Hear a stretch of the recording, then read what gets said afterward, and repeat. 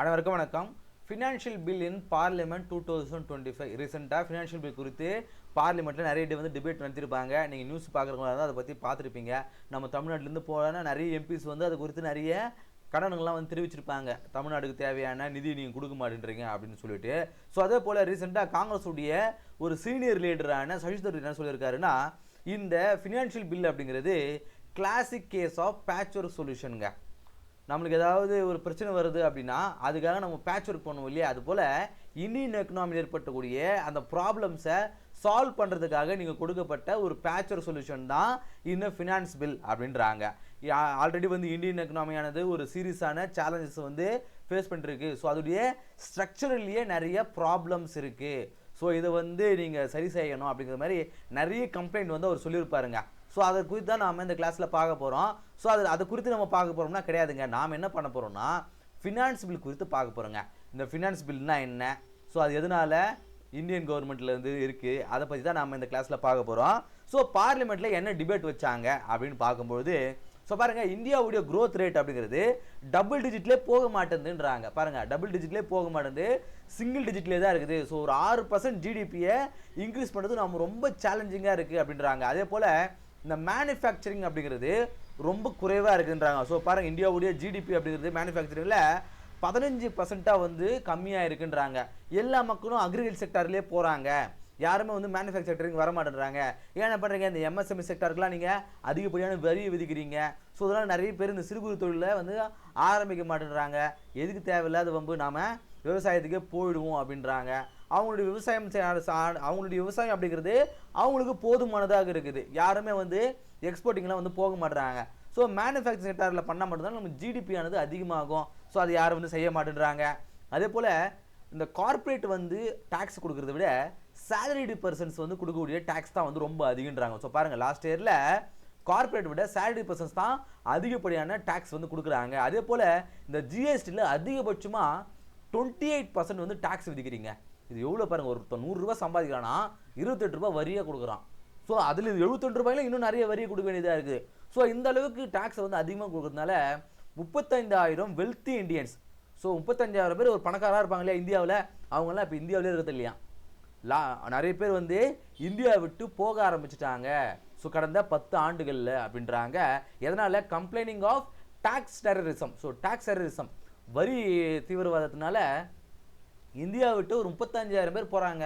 So பாருங்கள், ரீசெண்டாக நம்ம பார்த்துருப்போம், இந்த கோல்டன் விசாவாகட்டும், இந்த வனாத்தோடைய விசாவாகட்டும், இங்கெல்லாம் பாருங்கள் பெரிய பெரிய பணக்காரங்களை, உலகத்தில் இருக்கிற நிறைய பணக்காரங்களை தங்களுடைய நாட்டுக்கு கூப்பிட்றாங்க. வாங்க, நீங்கள் இன்வெஸ்ட் பண்ணுங்கள், நான் உங்களுக்கு ஃப்ரீயாக விசா தரோம், இதன் மூலமாக நீங்கள் எங்கள் நாட்டுடைய சிட்டிசன்ஷிப்பே வாங்கலாம் அப்படின்னு சொல்லிட்டு உலகத்தில் இருக்கக்கூடிய எல்லா பணக்காரங்களையும் தங்கள் நாட்டுக்கு வர சொல்கிறாங்க. ஆனால் நம்ம என்ன பண்ணுறோம், டாக்ஸ் அதிகமாக விதித்து எல்லா பணக்காரங்களையும் இந்த நாட்டை விட்டு ஓட விடுறோம் அப்படின்ற மாதிரி நிறைய கம்பெனி சொல்கிறாங்க. சரிங்களா, இப்போ நாம் ஃபினான்ஸ் பில் சார்ந்து உள்ளே போக போகிறோங்க. ஸோ ஒவ்வொரு வருஷமும் இந்த யூனியன் பட்ஜெட் தாக்கல் பண்ணுறாங்க இல்லையா, ஸோ அந்த சமயத்தில் யூனியன் பட்ஜெட்டோடு சேர்ந்து ஃபினான்ஸ் பில்லையும் நாம் ப்ரெசென்ட் பண்ணி ஆகணும்னு சொல்கிறாங்க. இது சொல்கிறது யார்? கான்ஸ்டியூஷனில் இருக்கக்கூடிய ஆர்டிக்கல் 110 சொல்லுதுங்க. 110 என்ன சொல்லுது? ஆர்டிக்கல் ஒவ்வொரு வருஷமும் யூனியன் பட்ஜெட்டோடு சேர்ந்து ஃபினான்ஸ் பில்லையும் நம்ம ப்ரெசென்ட் பண்ணி ஆகணும் அப்படின்னு சொல்கிறாங்க. ஒரு ஃபினான்ஸ் பில் அப்படிங்கிறது மணி பில்லாக இல்லையா அப்படிங்கிறத ஸ்பீக்கர் ஆஃப் த ஹவுஸ் தான் அதை முடிவு பண்ணுவார் அப்படின்றாங்க. ஸோ ஒரு மணி பில், இந்த பில்லு இருக்குது இல்லையா, பணம் சார்ந்த பில்லு. இப்போ மணி பில்லு, இப்போ பில்லு ஆர்டினரி பில்லா மணி பில்லா அப்படிங்கிறத டிசைட் பண்ணுவோம். ஸோ இது பணம் சார்ந்தது, பணம் சாராததுன்னு சொல்லிட்டு பணம் சார்ந்த பில்லுலேயே 2 வகை இருக்குதுங்க. ஸோ 3 வகையாக கூட சொல்லலாம். Money bill, finance bill 1, finance bill 2 அப்படின்னு சொல்லிட்டு 3 போய்க்கிறாங்க. இந்த மணி பில் குறித்து ஆர்டிகல் 110வும், ஃபினான்ஷியல் பில் 1 குறித்து ஆர்டிகல் 117 கிளாஸ் 1ம், ஃபினான்ஷியல் பில் 2 குறித்து ஆர்டிகல் 117 கிளாஸ் 3யும் சொல்லுதுங்க. ஒவ்வொரு வருஷமும் ஆனுவல் பட்ஜெட்டோட இதை ப்ரெசென்ட் பண்ணி ஆகணும் அப்படின்றாங்க. ஸோ மணி பில்னா என்ன, ஃபினான்ஷியல் பில்னா என்ன? மணி பில்னா என்னன்னா ஒரு விஷயத்துக்காக நாம் மணி வாங்குகிறோம். ஃபினான்ஷியல் பில்னா என்ன? கவர்மெண்ட்டுடைய ஃபிஸ்கல் மேட்டர். ஃபிஸ்கல் மேட்டர்னா என்ன? The difference between revenue and expenditure. So இதுக்கு இடையில கூடிய அந்த டிஃப்ரென்ஸ் தான் ஃபிஸ்கல் மேட்டர்ஸ்னு சொல்லுவாங்க. ஸோ அதுக்காக கவர்மெண்ட் வாங்குதா இல்லையா அப்படிங்கிறத அந்த ஸ்பீக்கர் தான் முடிவு பண்ணுவாருங்க. ஸோ ஸ்பீக்கர் தான் வந்து அது மணி பில்லா இல்லை ஃபினான்ஷியல் பில்லா அப்படிங்கிறத ஸ்பீக்கர் தான் வந்து முடிவு பண்ணாரு. ரொம்ப டாப்பிங்க, ரொம்ப லென்த்தாக போயிட்டே இருக்கும் சரிங்களா. நாம தேர்வு நோக்கில் நம்ம தெரிஞ்சுட்டா போதுமானது, ரொம்ப டெப்த்தாக போக வேணாம் சரிங்களா. சரி, இப்போ ஃபினான்ஷியல் பில்னா என்ன? ஃபினான்ஷியல் பில்னா சொல்லிட்டு போம், responsible for fiscal matter. Fiscal மேட்டர்னா என்ன? கவர்மெண்ட்டுடைய வரவு செலவில் வந்து இருக்கக்கூடிய அந்த டிஃபரன்ஸ் தான் வந்து ஃபிஸ்கல் மேட்டர் சொல்லுவாங்க. இது வந்து act for appropriation of funds for appropriation. So ஃபினான்ஸ்னா என்னங்க? நம்ம வீட்டில் ஏதோ பண கஷ்டம் வருது, நம்ம போய் ஃபினான்ஸ் வாங்கிட்டு வருவோம் இல்லையா. ஸோ எதுக்காக? அந்த கஷ்டத்தை சால்வ் பண்ணுறதுக்காக. ஸோ அது போல் கவர்மெண்ட் என்ன பண்ணும், தங்களுடைய ஃபிஸ்கல் மேட்டர்ஸ்க்காக இந்தியாவில் இருக்கக்கூடிய அந்த கான்சல்டேட்டட் ஃபண்ட்லேருந்து கவர்மெண்ட்லேருந்து சில அமௌண்ட் வந்து வாங்குங்க, அவங்களுக்காக சேர்த்து வச்சுக்கூடிய காசுலேருந்து வாங்குங்க. இப்போ நம்ம வீட்டில் நம்ம சேமிப்புன்னு சொல்லி வச்சுருப்போம், திடீர்னு ஒரு பிரச்சனை வருது, அப்போ என்ன பண்ணுவோம், அந்த அமௌண்ட் வந்து எடுக்கணும் பார்ப்போம். நம்ம அப்பா அம்மாட்ட கேட்போம், இந்த மாதிரி ஒரு பிரச்சனை வருது, நம்ம இந்த காசு எடுத்துக்கலாமா இல்லையான்னு சொல்லிட்டு நம்ம கேட்போம். இல்லை வீட்டில் நகை இருக்குதுங்க, நமக்கு ரொம்ப அர்ஜென்ட்டாக ஒரு தேவை ஏற்படுது, அப்போ நம்மகிட்ட காசே இல்லை, அந்த நகையை கொண்டு போய் வைக்கிறோம் இல்லையா. ஸோ அது மாதிரி நகையை கொண்டு போய் வைக்கிறதுக்கு பேர் தான் ஃபினான்ஷியல் பில் அப்படின்னு சொல்லுவாங்க. ஸோ இதுதான் வந்து தெரிஞ்சுது. இப்போ ரீசெண்டாக கூட வந்து நம்ம தமிழ்நாட்டுடைய எம்பியான திரு ஐயா வைகோ அவர்கள் வந்து பார்லிமெண்ட்டில் சொல்லிட்டு இருக்கும்போது, தேவையில்லாமல் கவர்மெண்ட்டுடைய காசை வந்து வீணாக்குறீங்க, நம்ம பிரதமர் பற்றிலாம் ஒன்று சொல்லியிருப்பாரு, அதெல்லாம் நம்ம சொல்ல முடியாது. ஸோ அதை பற்றிலாம் சொல்லியிருக்கும்பொழுது அப்போது அங்கே சொல்லுவார், அவர் சேர்மன் வந்து சொல்லுவார், இது மாதிரி வந்து நீங்கள் இதை பற்றிலாம் பேசக்கூடாது அப்படின்னு சொல்லுவாங்க. அப்போ சொல்லுவார், அப்ராப்ரியேஷன் பில்லுன்னு நம்ம எதை பற்றி வேணாலும் பேசலாம், நீங்கள் அதை சொல்லக்கூடாது, ஏன்னா கவர்மெண்ட்டுடைய மணி சார்ந்த ஒரு விஷயம், நான் எதை பற்றினாலும் பேசுவேன், நீங்கள் இந்த அளவுக்கு செலவழிக்கிறீங்களே அப்படின்ற மாதிரிலாம் வந்து அவர் சொல்லியிருப்பார். நீங்கள் அந்த வீடியோ பார்க்குறேன்னா பாருங்கள் சரிங்களா. சரி, இப்போது ஃபினான்ஷியல் பில்லுங்க, மணி பில்லுனா என்னன்னு அந்த 3 பில்லு பார்த்துட்டு இல்லையா. இப்போ ஃபினான்ஷியல் பில்லை பற்றி பார்க்குறோம்.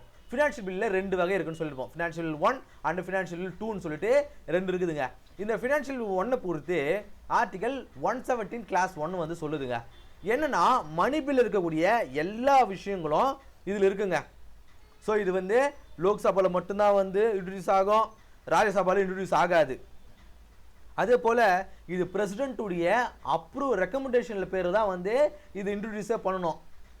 இப்போது இதில் வந்து மறுப்பு தெரிவிக்கிறதுக்கு ராஜ்யசபாவுக்கு வந்து எந்த உரிமையும் கிடையாது, இதில் மணி பில்ல. ஆனால் இதில் வந்து மறுப்பு தெரிவிக்கலாங்க. இது ஒரு ஜாயின்ட் கமிஷனும் அமைப்பாங்க. ஒரு ஜாயின்ட் கமிஷன் அமைச்சு ஏதாவது அதில் ஏதாவது பிரச்சனை இருக்குதா இல்லையா அப்படிங்கிறத ஒரு ஜாயின்ட் கமிஷன் அமைப்பாங்க. இது ஃபினான்ஷியல் பில் 1ல் மட்டும் தான் இது நடக்கும் சரிங்களா. ஸோ ஃபினான்ஷியல் பில் 2ங்க, இது வந்து ஆர்டிகல் 117 கிளாஸ் 3 வந்து சொல்லுது. இதுக்கு வந்து மணி பில் சொல்லக்கூடிய எந்த விஷயங்களும் இதில் வந்து கிடையாதுங்க. இது என்னன்னா கான்சாலிடேட் ஃபண்ட்லேருந்து இருக்கக்கூடிய மணி குறித்து, உதாரணத்துக்கு அரசுடைய செலவின பட்ஜெட்னு சொல்லுவாங்க, எக்ஸ்பெண்டிச்சர் பில்லுன்னு சொல்லுவாங்க. ஸோ பாருங்கள், இது வந்து ஒரு ஆர்டினரி பில்லை தான் வந்து கன்சிடர் பண்ணப்படும். இது பிரசிடென்ட்டுடைய அப்போ ரெக்கமெண்டேஷன்லாம் தேவை கிடையாது அப்படிங்கிற மாதிரி சொல்லுவாங்க. இந்த ஃபினான்ஷியல் பில் 2ங்க சரிங்களா. இப்போது மணி பில்லுக்கும் ஃபினான்ஷியல் பில்லுக்கும் இருக்கக்கூடிய வித்தியாசம் என்ன? ஸோ பாருங்கள், டிஃப்ரென்ஸ் என்ன? ரெண்டும் பாருங்கள், ரெண்டும் ஒரே சிமிலாரிட்டிஸ் தான். பிரசிடென்ட்டுடைய அப்ரூவல் பேரில், ரெக்கமெண்டேஷன்ஸ் பேரில் தான் நாம் லோக்சபாவில் இன்ட்ரடியூஸ் பண்ணணும், லோக்சபாவில் தான் இன்ட்ரடியூஸ் பண்ணி ஆகணும். இந்த ஸ்பீக்கர் தான் ஒன்று சொல்லுவார், இது மணி பில்லா இல்லை ஃபினான்ஷியல் பில்லா இல்லைன்னு சொல்லிட்டு. ஸோ இது ரெண்டு இருக்கக்கூடிய வித்தியாசம் என்னன்னு பார்க்கும்போது, all money bill are financial பில்லுங்க. எல்லா மணி பில்லும் ஃபினான்ஷியல் பில்லு தான். ஆனால் எல்லா ஃபினான்ஷியல் பில்லும் மணி பில் கிடையாது. ஸோ பாருங்கள், எல்லா மணி பில்லும் ஃபினான்ஷியல் பில், ஆனால் எல்லா ஃபினான்ஷியல் பில்லும் மணி பில் கிடையாது அப்படின்னு சொல்கிறாங்க. சாரிங்க. ஸோ பாருங்கள், ராஜ்யசபாவால் அதை வந்து அமெண்ட் பண்ணவோ, திருத்தம் செய்யவோ, ரிஜெக்ட் பண்ணவோ மணி பில்லால் முடியாதுங்க. மணி பில்லை வந்து ரிஜெக்ட் பண்ணவும் முடியாது, அமெண்ட் பண்ண முடியாது. யாரால? ராஜ்யசபாவால், இல்லை மணி பில்லை. ஆனால் ஃபினான்ஷியல் பில்லில் அதை பண்ண முடியுங்க. அமெண்டும் பண்ண முடியும், ரிஜெக்டும் பண்ண முடியும். அதனால தான் நம்ம ஐயா வைகோ அவர்கள் வந்து, எம்பி அவர்கள் வந்து அதில் நிறைய கொஷின்ஸ்லாம் வந்து ரைஸ் பண்ணியிருப்பாங்க, நிறைய பேர் ரைஸ் பண்ணியிருப்பாங்க. அது கொஞ்சம் ஃபேமஸாக ஆயிடுச்சு அந்த வீடியோ அப்படிங்கிறது சரிங்களா. ஸோ இதுதான் வந்து ரெண்டுடைய வித்தியாசங்க. இது 2 பாயிண்ட்டு ரொம்ப முக்கியமானதுங்க சரிங்களா. இப்போ ஃபினான்ஷியல் பில் குறித்து அதுடைய என்னென்ன ப்ரொசீஜர் அப்படிங்கிறத குறித்து பார்த்தோம். எதனால் அது பார்லிமெண்ட்டில் வந்து டிபேட் ஆச்சு அப்படிங்கிறத பற்றி பார்த்தோம் இல்லையா. இப்போது ப்ராக்டிஸ் கொஷனுங்க, இப்போ நடத்துகிற கிளாஸ் வச்சு ப்ராக்டிஸ் கொஷனுங்க. இதுக்கான ஆன்சரை நீங்கள் தான் வந்து கமெண்ட்டில் சொல்லணும். ஸோ பாருங்கள், consider the following statements regarding money bill and financial bill in India. Money bill குறித்தும் ஃபினான்ஷியல் பில் குறித்தும் ஒரு ஸ்டேட்மெண்ட், ஒரு 4 ஸ்டேட்மெண்ட் சொல்கிறாங்க. அதில் எது சரியானதுன்னு பாருங்கள். Money bills are defined under article 110 of the constitution, while financial bill are classified under article 117. Money bill குறித்து ஆர்டிகல் 110லையும் ஃபினான்ஷியல் பில் குறித்து ஆர்டிகல் 117ல வந்து சொல்லியிருக்காங்க. இது சரியா? All money bills are financial bill, but all financial bills are not money bill.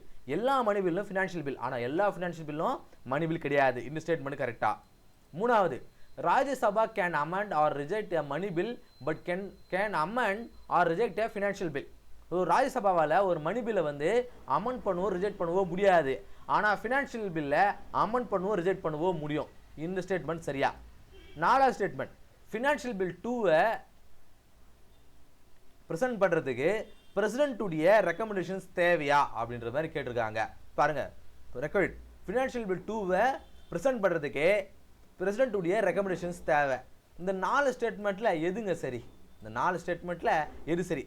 இந்த பார்லிமெண்ட்டில் சப்மிட் பண்ணணும் அப்படின்னா இந்த ஃபினான்ஷியல் பில் 2-வை பிரசிடென்ட்டுடைய ரெக்கமெண்டேஷன் தேவையா? சரிங்களா? இதில் எதுலாம் சரி அப்படிங்கிறத கீழே வந்து கமெண்ட்டில் சொல்லுங்கள். இந்த கிளாஸ் உங்களுக்கு யூஸ்ஃபுல்லாக இருந்திருக்கும் அப்படின்னு நம்புகிறேன். அடுத்த கிளாஸ் சந்திப்போம். நன்றி.